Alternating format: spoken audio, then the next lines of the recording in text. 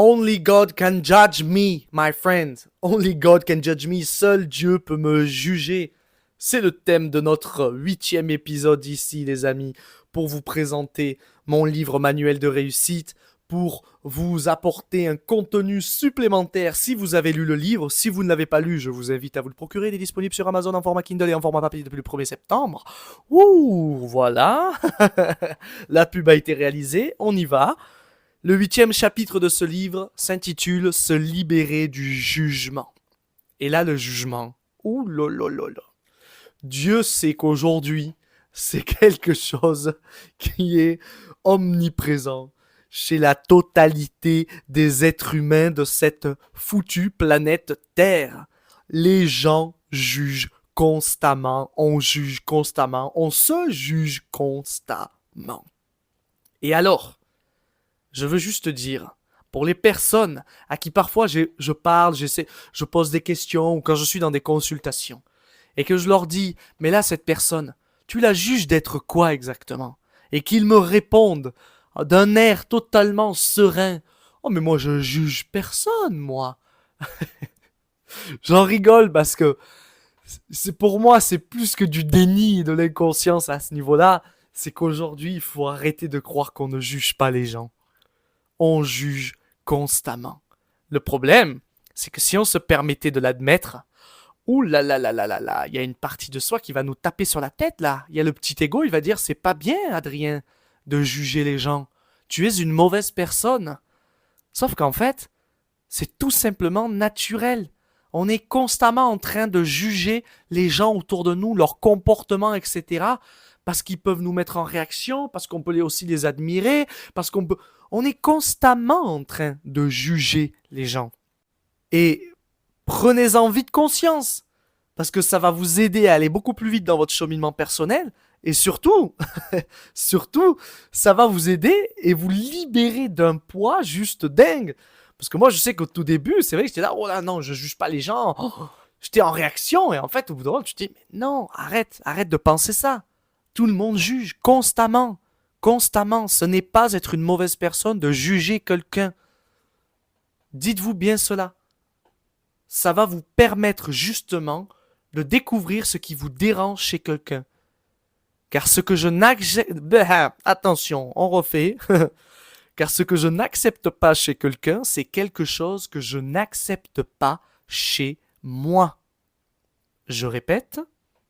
Ce que je n'accepte pas chez quelqu'un, c'est quelque chose que je n'accepte pas chez moi.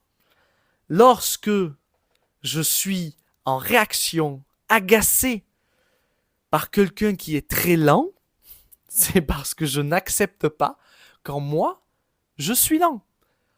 Lorsque je suis agacé par quelqu'un, énervé, frustré, par quelqu'un qui est fainéant ou qui a un rôle de victime. Alors le rôle de victime, ça c'est vraiment le truc numéro 1 qu'on trouve chez les gens quand on juge. C'est vraiment le truc number 1. Oh, c'est une victime, il veut pas s'en sortir, il veut pas ci, il veut pas ça, il fait que se plaindre. Oui, mais est-ce que tu te rends compte que toi aussi tu es en train de te plaindre des gens qui sont en train de se plaindre? Donc tu es aussi une victime comme lui. Eh bien c'est pareil, quand je juge quelqu'un parce qu'il se plaint, parce qu'il fait son rôle de victime, etc., est-ce qu'il se pourrait que moi aussi, je suis parfois une victime et je me plains? Et est-ce qu'il se pourrait que quand j'ai ce comportement-là, ouh là là là là, je ne m'accepte tellement pas que je suis dans le déni. Je me rends même pas compte que moi aussi, je me plains, etc. Et c'est très difficile à accepter. Ce que je suis en train de vous partager, c'est une notion qui est extrêmement connue dans le développement personnel, qui s'appelle tout simplement faire le miroir. Ça nous permet de découvrir des aspects de nous que nous n'acceptons pas. Et lorsque je juge quelqu'un, pour un comportement, peu importe, il est essentiel de faire ce miroir-là. Ouh, je juge cette personne parce qu'elle est fainéante. Est-ce qu'il se pourrait que moi, je sois fainéante aussi? Ouais, parfois ça m'arrive, etc. Alors il y a des exercices à faire, évidemment. Il y a un petit décodage très sympathique qu'on peut faire. Il y est à la fin du livre, à la fin du chapitre, sur le jugement, justement. C'est exactement l'exercice du miroir où on va chercher à comprendre qu'est-ce qui fait que chez cette personne-là, on est en réaction vis-à-vis de son comportement et Est-ce qu'il y a du positif derrière ce comportement? Parce qu'il y a toujours du positif derrière un comportement négatif. Je sais que ça peut sembler juste dingue, ça peut sembler complètement paradoxal, mais concrètement, c'est vrai. Il y a toujours du positif derrière une attitude négative, et le connaître, en tout cas connaître le positif derrière cette attitude négative, nous permet de mieux nous accepter lorsque nous vivons cette attitude négative. Exemple très bête. Moi, par exemple, j'ai énormément de difficultés avec les gens qui se laissent aller. C'est-à-dire qui se laissent totalement vivre. Je trouve que je les juge d'être des gens nuls, idiots, incapables. Et ça me met énormément en réaction parce que moi, quand je le suis, ça me met également en réaction. Mais très, très, très, très fortement. Alors, en faisant l'exercice, je découvre aussi que moi aussi, il m'est arrivé d'être incapable. C'était quoi mon intention quand j'étais incapable, etc. Donc, je ne vais pas vous spoiler l'exercice. Mais le but final, c'est de trouver, mais c'est quoi après derrière les avantages à être quelqu'un d'incapable? Et moi, je me suis rendu compte que les gens que je jugeais d'être incapables, c'était des gens qui ne stressaient pas. Ils se posaient pas de questions. Ils vivaient leur vie. Et voilà. Et ils n'avaient pas de projet, ils n'avaient rien. Ils étaient là, ils étaient dans, comme on aurait dit, ils étaient dans le moment présent. Ils étaient tranquilles. Et en fait, ben ouais, il y a plein de situations, moi, dans ma vie, où il me serait très, très, très avantageux et très, très intelligent d'être incapable. Parce que ça me permettrait d'avoir beaucoup moins de stress, ça me permettrait d'avoir beaucoup moins d'anxiété et d'être beaucoup plus détendu, de poser le cerveau et de juste souffler et avancer en attendant que ça passe, ce sentiment-là, cet état-là, qui, je le rappelle, est toujours temporaire. Quand on vit une émotion, quand on vit quelque chose, c'est toujours temporaire. Quand je suis en colère, c'est temporaire. Quand je me sens triste, c'est temporaire. Quand je suis effrayé par quelque chose, que j'ai peur, c'est temporaire. Tout est toujours temporaire. C'est notre ego qui nous fait flipper, parce que pour lui, il a l'impression que ça va rester à vie, ça. Il a l'impression que ça va rester constant. Ce n'est pas vrai, ce n'est pas le cas. C'est toujours, toujours temporaire, et c'est important d'arriver à se le rassurer. À se rassurer, pardon, à ce sujet-là. Un dernier point sur lequel je voudrais revenir également. Donc là, on a beaucoup parlé du jugement des autres, etc. Mais est-ce que vous vous êtes déjà demandé ce que vous seriez capable de faire, ce que vous voudriez faire, si vous étiez sûr que personne ne va vous juger? Si vous étiez sûr et certain que personne ne vous critique, que personne ne va vous juger, etc., qu'est-ce que vous feriez dans votre vie? Qu'est-ce que vous seriez capable de faire? Est-ce que vous vous habillerez de telle ou telle manière? Est-ce que vous vous laisserez pousser les cheveux? Ça, c'est une anecdote qui est super drôle. Et je vais vous la raconter. J'avais, à une période, à un moment donné, je me suis dit, j'en ai marre des cheveux courts. Et en plus, je trouve que ça ne va pas à ma forme de visage. J'ai une forme de visage très allongée. Et les cheveux courts ne vont pas à cette forme de visage-là. Je me suis dit, ok, je veux avoir un visage... un visage... je veux avoir les cheveux plus longs pour voir ce que ça donne. Et je suis persuadé que ça m'ira mieux. Et donc un jour, je me suis fixé le challenge et je me suis dit, ok, je vais laisser pousser mes cheveux jusqu'à ce qu'ils m'arrivent au niveau à peu près des épaules. Vous ne pouvez pas imaginer le nombre de tacles, de critiques que j'ai reçues par rapport à mes cheveux. Le nombre de remarques, des gens qui me disaient bonjour et qui me taillaient gratuitement. Oh mais coupe tes cheveux, c'est horrible. Oh mais machin, c'était un truc de fou. Et je dois avouer, alors je les ai coupés ensuite, je les ai bien raccourcis et j'ai raccourci de plus en plus après.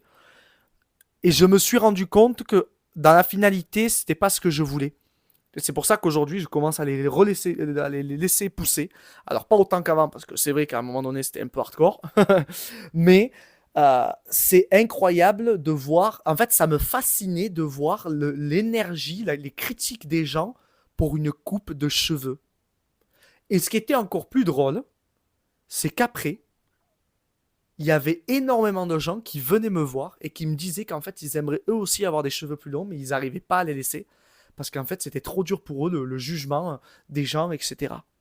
C'est quand même lunaire. il y a 150 000 personnes qui meurent chaque jour dans le monde. Et toi, tu es en train de flipper parce que tu veux laisser pousser tes cheveux. Est-ce qu'il n'y a pas plus important que ça? Est-ce qu'il n'y a pas plus important que trois vulgairement trous du cul qui viennent te dire qu'en gros, ben, t'es moche parce que tes cheveux, c'est horrible là, actuellement parce que tu les laisses pousser. c'est, c'est fou. C'est fou. C'est juste fou. Donc n'oubliez pas, posez-vous ce genre de questions-là et n'oubliez pas une chose essentielle. Peu importe ce que vous faites, dans 5 minutes, les gens auront oublié. Les gens seront passés à autre chose. Vous pouvez vous foutre à poil devant tout le monde. 5 minutes après, vous êtes en plein centre-ville, vous vous foutez à poil devant tout le monde. Allez-y, voilà, je vous invite à le faire pour l'expérience. 5 minutes après, tout le monde aura oublié. Et ce qui est dingue, c'est que même cet oubli-là, il s'est accentué avec les réseaux sociaux. Aujourd'hui, il y en a qui ont commis des atrocités, ça a été un mélange de commis et d'atrocités, qui ont commis des atrocités.